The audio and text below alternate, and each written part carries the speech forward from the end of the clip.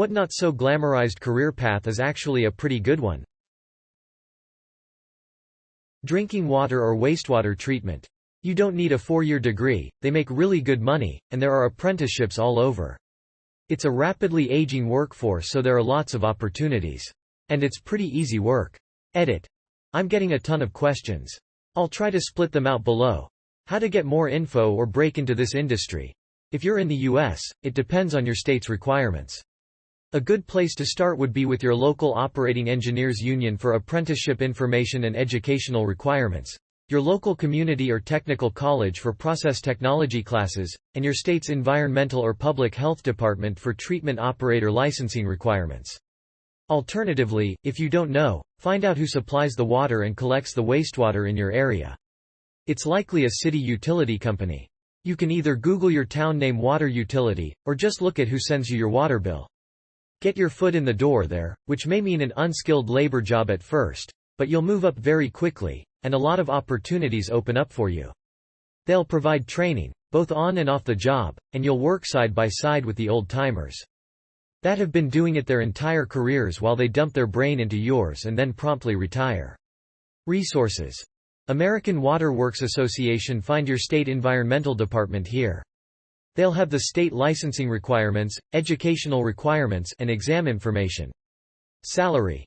This varies so widely depending on location, unionization, private or public sector, and experience that I hesitate to even give dollar amounts.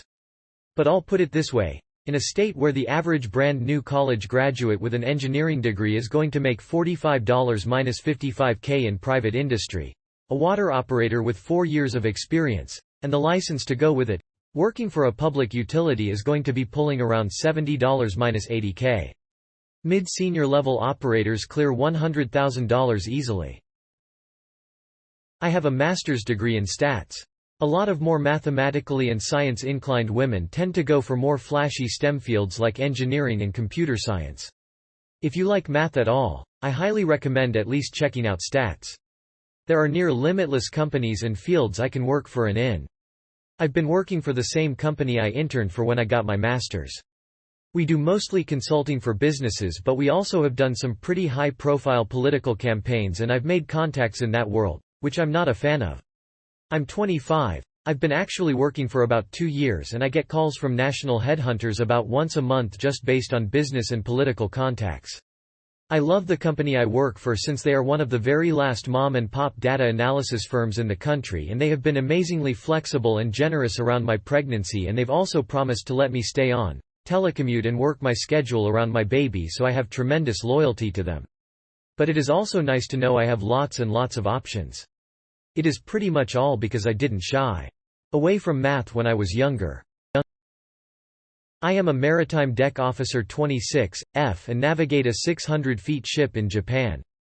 I work 4 months on and then have 4 months off. I mean completely off, no obligations to my company. The company flies me to and from the ship, and I travel the world and make fantastic money. Instructional design. Not many people know there's actual degrees and careers for that. It's very rewarding and really fun too. If you get good at it, you could move up in a company and make 6 figures. If not, low-end pay for someone with at least a year's experience is at least $55,000, more in certain areas.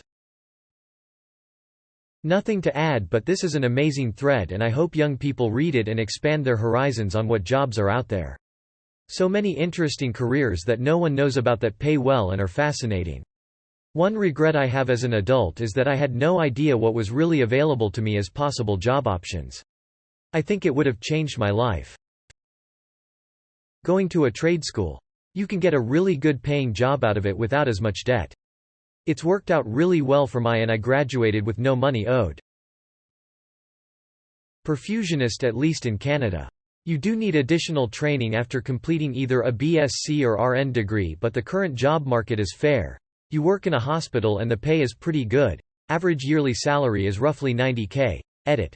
I am a medical student, not a perfusionist. I do not know the details of training in your province, state, country, nor do I know what the job opportunities are in your region. Welding at engineering level, i.e. working in the construction, aerospace and/or energy industry as welder. It is very artistic, creative and highly satisfying if you can apply the right attitude and genuinely enjoy it. I am 28 years old and make $60,000 a year for working a 38-hour week. If I chose to go abroad and work on site, then I would be earning well over $100,000 a year. I'm not bragging, but I earn way more money than anyone who I know that has a degree and went to university, and I fucking love my job. Going to a trade school. I feel as though four-year universities are pushed while pursuing a trade aren't so much.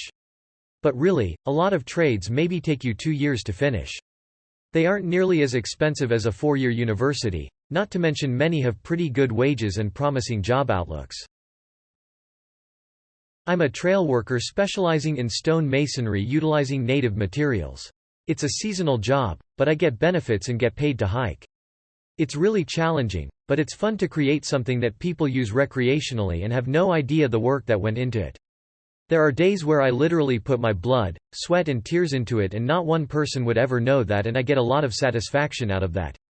It's an art that I can't put my stamp on or get recognition for, and I like that no one could see it and say, hey, I really like that staircase you put into such and such park. It's just a part of the park and will hopefully be there for at least 100 years if I built right. Some peepkey don't even realize it's a JPB. Plus I get to go to a new place every year for as long as I like. I get to be a local with the eyes of a tourist. Sometimes I feel the weight of not getting to have stability or getting to own a lot of things. But I love the adventure and it's taught me to have more value for my things. Supply chain, logistics, distribution, procurement, demand planning, etc. Every company with physical product needs a supply chain, and it's pretty interesting finding cheap ways to get product from one place to the other. Figuring out how much you'll need, learning about how items are manufactured, clearing customs into different countries, researching up and coming products for the company to use, sell. It feels like a very male-dominated field, but I've met tons of high-up women in tons of different companies. My whole team at work, tech industry no less, is 4 women 2 men. Good salary. Lots of opportunities to move up, move into different specializations of supply chain. Seems super boring but turns out to be pretty interesting. Teaching English as a foreign language. Paying is good. Hours are flexible and you can always have tutoring classes to make that extra dough. If you're really lucky enough to be from an English-speaking country, you get to travel around teaching. Many of my American buddies spent time in Japan, Korea and some countries in Europe.